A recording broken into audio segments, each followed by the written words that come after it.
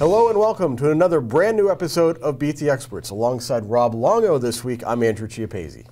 We have 15 local teams from the Times coverage area that qualified for the state playoffs. So, Andrew, let's take a look at some of those teams that didn't make it to the WPAL finals but can make a run in the state playoffs. Yeah, certainly. With so many teams involved, we have a number of games this weekend. And we begin with two schools that last saw each other back in December, and in a game that took place not all that far from where Saturday's matchup will occur, and that is Beaver Falls against Central Martinsburg. Last time these two programs met, these two schools met, was in the state semifinals in football. A lot of crossover between the two programs in football and basketball, so some familiar faces, but also a lot of new faces. It's just a nice coincidence that they're playing each other again, and really this is all about Beaver Falls to me. No matter how good Central Martinsburg is, Beaver Falls is a really interesting story because despite their loss to Quaker Valley in the WPL semifinals, they've been really good in the last 7-8 games.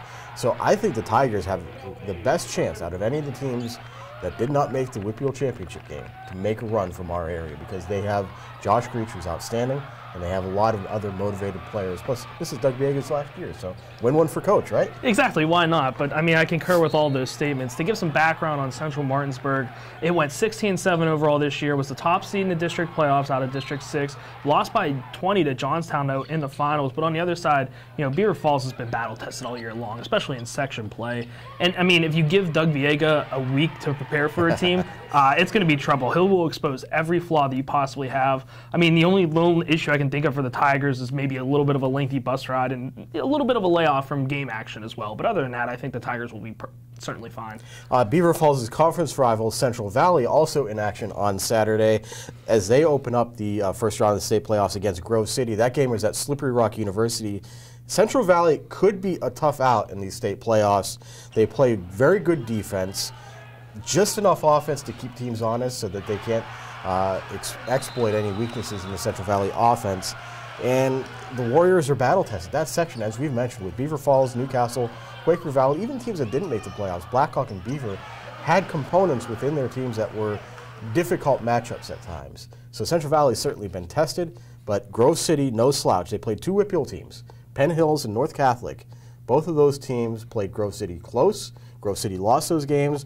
So I wouldn't be surprised if Central Valley makes a run. It makes a little bit of noise here, but Grove City is going to be a tough out on Saturday. Stole my thunder a little bit. I was going to say 2 of Grove City's 5 losses came to WPL teams. So Grove City's familiar with maybe the little bit of different style that District 7 plays. This game to me comes down to guard play. I mean, can Michael Simmons and Parker Hudson get it done for the Warriors? They're a pretty good backcourt. Josh Klein definitely helps, of course, too, with all that size in the middle with that wide body. He's able to block shots. He's able to alter them as well.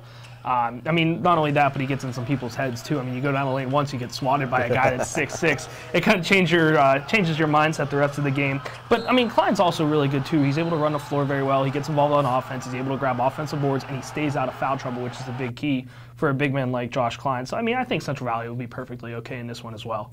On the girls' side, Olsh opens up the Class 2A state playoffs against Reynolds on Friday, another District 10 team facing one of our local teams. So the Chargers are a really interesting story. No seniors, just 2 juniors on the team, and so they're exceptionally young, but the program itself has a lot of experience because they've been through the playoffs so many times. They had a great team last year, and they've been very good this year. 3 of their 6 losses, though, came to one team, that Chartiers Houston, the phenomenal team in their section. Olsh should be a heavy favorite against Reynolds. They were the Cinderella runner-up in that district. This could be a really good chance for a young team in Olsh to get a win, get some experience, and maybe set things up going forward. Reynolds is only 4 games above 500, hasn't broken the 50-point plateau all season, and Olsh on the other side has 50 or more points in 11 games. To me, that kind of, you know, make of that what you will, that 4 games over 500, that Cinderella story, whatever you want to call it. But in the District 10 title game, the final score was 37-26. So to me, that screams that Reynolds really loves to utilize that the PIAA does not have a shot clock and really likes to hold the ball and hold up for those half-court sets. And Olsh on the other side really likes to get up and down the court, utilize that full-court press. So, I mean, if Olsh is able to dictate the style and the pace of this game, there's no question about the Chargers. Finally, another team that was expected to go a little bit of a rebuild this year, just like Olsh, and that is the Riverside girls. They lost a lot from last year, including star guard Katie Stang. Several of the seniors on this year's team have been key, but the real story has been Marley and Sydney Wolf, the junior and freshman daughters of Coach John Wolf. They've been outstanding for this team. They've been a spark. It will not be easy on Saturday because they have to play Northeast out of District 10, the 3A champion, the Great Pickers. Yes, the Great Pickers. They're an outstanding basketball team.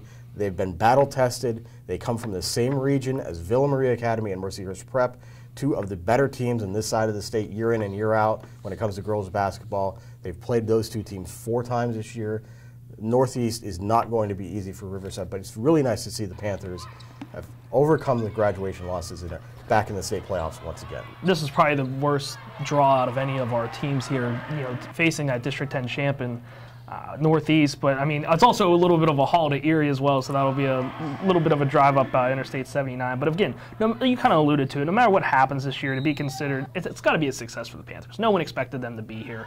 I mean, only one returning starter coming into this season. No matter what happens, though, this season can be considered a success for Riverside. Nobody really expected them to be here. Only one returning starter coming back from last year's team. So no matter what happens on Saturday, I mean, it has to be a success for the Panthers this year. And even if they don't win, they get set up really well for next year.